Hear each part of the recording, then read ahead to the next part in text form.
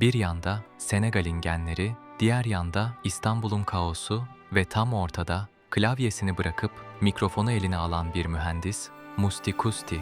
Bugün gerçek adı Mustafa Kusti olan bu enerjik gencin Senegal'den başlayıp Türkiye'nin ortak kahkahasına dönüşen o muazzam yolculuğuna şahitlik edeceğiz. Çayınız hazırsa, her şeyi başlatan o ilk nefese, 1996 yılının Senegal'ine geri dönüyoruz. Videoya geçmeden önce bizlere like atarak ve hype puanı vererek destek olabilirsiniz. İyi seyirler. Adım Mustafa, namı diğer Musti Kusti, Senegalliyim.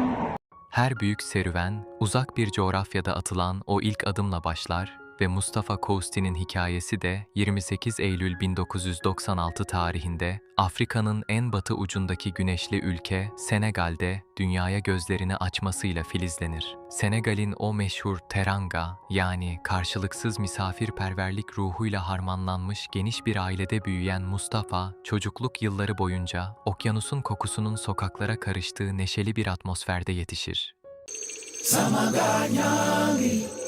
Domo Afrika berlekami Yaga dinagani Cigeu kenduko jamnani. Musti Kusti, daha küçük yaşlarda bile etrafındaki dünyayı sadece izlemekle kalmayan, her yüzü ve her sesi bir film şeridi gibi zihnine kaydeden bu meraklı çocuk, mahalledeki insanların yürüyüşlerini, pazar yerindeki satıcıların nidalarını ve farklı karakterlerin mizacını taklit ederek, aslında gelecekte binlerce insanı güldürecek olan o devasa yeteneğin ilk gizli provalarını Senegal'in tozlu sokaklarında yapar. Yıllar hızla geçerken ve içindeki keşfetme arzusu kabına sığmaz hale gelirken, takvimler 2014 yılının Eylül ayını gösterdiğinde 18 yaşındaki bu azimli genç için hayatının en büyük ve en belirsiz yolculuğu başlar. Elinde valizleri ve Senegal'den getirdiği tertemiz hayalleriyle adını duyduğu ama ruhunu hiç bilmediği o kadim kente, İstanbul'a indiğinde aslında sadece bir şehir değiştirmemiş, aynı zamanda kaderini de bambaşka bir coğrafyaya mühürlemiştir.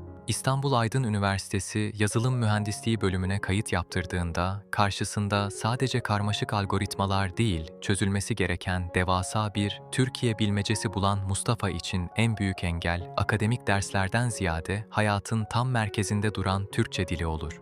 Türkçeyi öğrenme süreci, Mustafa için sadece bir dil kursuna gitmek değil, bir toplumun ruhuna sızma mücadelesine dönüşür. Başlarda tek bir kelime bile anlamadığı bu dili çözmek için içine kapanmak yerine sokağa çıkmayı tercih eder. Metrobüsteki o meşhur itiş kakışın içindeki pardonlardan, semt pazarındaki esnafın buyur abim nidalarından ve mahalle bakkalıyla kurduğu o yarım yamalak diyaloglardan kendine yepyeni bir sözlük oluşturur. Kulak verin bu dediklerime. Kimi bir bakışıyla yapar bunu, kimi dal kavukça sözlerle. Türk dizilerini altyazısız izleyerek duyguların dille nasıl birleştiğini analiz ederken, sokaktaki insanların kendisine yönelttiği o bazen şaşırtıcı, bazen de ısıtan samimiyetteki soruları bir laboratuvar titizliğiyle not eder. Aksanıyla dalga geçmek yerine bu aksanı bir sempati unsuruna dönüştürmeyi başaran Mustafa, "Nereden geldin?" sorusuna verdiği her cevapta aslında Türkçenin sadece gramerini değil, o meşhur şaka kaldırma kültürünü de iliklerine kadar hisseder. Sanki ben yıllardır bu insanlarla yaşıyorum da aynı kültürü paylaşıyoruz, aynı düşüncelerdeymişiz gibi bir his uyandırdı. Yazılım laboratuvarlarında kodlarla boğuşurken, zihni aslında Türk insanının argo sözlüklerinden, deyimlerinden ve o en can alıcı, ince espri yeteneğinden beslenerek evrilir ve bu sancılı öğrenme süreci onu sadece bir mühendis değil, aynı zamanda toplumun en ince damarlarını gören bir gözlemci haline getirir. 2018 yılına gelindiğinde eğitimini başarıyla tamamlayıp yazılım mühendisi unvanını alarak mezuniyet kepini fırlatan Mustafa, herkesin ondan bir ofiste kariyer yapmasını beklediği o anda hayatını kökten değiştirecek en radikal kararı verir. Bilgisayarın kapağını kapatıp kalbinin sesini dinleyerek mikrofonun başına geçtiğinde gerçek adı olan Mustafa Kusti, sahnelerin enerjisiyle birleşerek bugün hepimizin bildiği o samimi markaya yani Musti Kusti'ye dönüşür. Musti gel el adda bilinçlensinler az. Ben de teklif gelince kabul ettim. Saatçilikte iş yok artık zaten.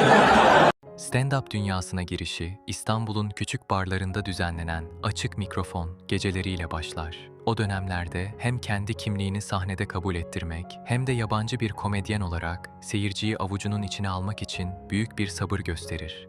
Başlarda İngilizce olarak dertlerini anlatan Musti, sokaklarda dirsek çürüterek öğrendiği o yaşayan Türkçenin gücünü fark eder ve çok geçmeden anlar ki bu toprakların insanına gerçekten dokunmanın yolu onların acısını ve neşesini kendi dilleriyle paylaşmaktır. Örnek verecek olursak, Hayrettin, ne yapıyorsun be ya? Ne yapıyorsun be ya? Sen ne yapıyorsun be ya? Haberi duydun mu haberi? Sahnede sergilediği yetenekler ise onu sıradan bir anlatıcıdan ayırıp gerçek bir şovmene dönüştürür. Musti, sadece bir hikaye anlatıcısı değildir. O, sahnede beden dilini ve fiziksel komediyi bir yazılım kusursuzluğuyla kullanır. Senegal kökenlerinden gelen o yüksek enerjiyi, Türk insanının tipik jest ve mimikleriyle harmanlayarak ortaya eşsiz bir sahne dili çıkarır. Afrika'da havalimanı yok ki nasıl geldiniz buraya diyor. Eşekle geldim diyorum, nasıl geleceğim? Farklı aksanları taklit etmedeki ustalığı, bir metrobüs şoföründen tutun da sinirli bir İstanbul emlakçısına kadar her karakteri saniyeler içinde sahnede canlandırabilmesi, izleyiciyi adeta bir tiyatro oyunundaymış gibi atmosfere sokar. Ayrıca doğaçlama yeteneği ve seyirciyle kurduğu interaktif iletişim o kadar güçlüdür ki, gösterisinin her anında salondaki birine yönelttiği zekice bir soruyla hikayeyi bambaşka ve hiç beklenmedik bir yöne çevirebilir. Bu crowd work yani seyirciyle konuşma yeteneği onun gösterilerini her seferinde o ana özel kılar. Siz genelde zenci mi dersiniz, siyahi mi? Ankara okumuş. 2019 ve 2020 yılları bu dil ve sahne bariyerini tamamen yıktığı ve bir fenomene dönüştüğü büyülü bir döneme kapı aralar. Zira o, göç idaresi kapılarındaki trajikomik bekleyişlerini, kiralık ev ararken verdiği amansız savaşları ve ten rengi üzerinden gelişen ön yargıları, sokaklarda öğrendiği o kıvrak Türkçe ve sahnede devleşen fiziksel performansıyla birer mizah şaheserine dönüştürür. Pandemi süreciyle birlikte bu samimi enerjiyi dijital dünyaya taşıdığında, Senegal'in güneşini İstanbul'un yağmuruyla harmanladığı videolar milyonlara ulaşır ve insanlar artık onda sadece bir yabancıyı değil, kendilerine en dürüst şekilde ayna tutan, dertlerini bir "Hey nasılsın?" sorusuyla unutturan bir kardeşi görmeye başlar. Yok yok, Türkiye'yi seviyoruz. Size bakınca kendimizi görüyoruz. Bugün 2026 tarihindeyiz ve 30 yaşına merdiven dayamış olan Musti Kusti, kariyerinin zirvesinde dururken aslında bize sınırların sadece haritalarda olduğunu, gerçek vatanın ise paylaşılan bir kahkahada gizlendiğini kanıtlamaktadır. Yazılım mühendisliğini bir meslek olarak yapmasa da, hayatın tüm karmaşık kodlarını ve toplumsal ön yargılarını sahneden büyük bir ustalıkla çözmeye devam eden sanatçı, Atlas Okyanusu'nun kıyısından başlayıp bizim evlerimizin içine kadar giren, hiçbir halkası kopmayan ve her geçen gün daha da büyüyen devasa bir bütünlük destanı yazmaya devam ediyor.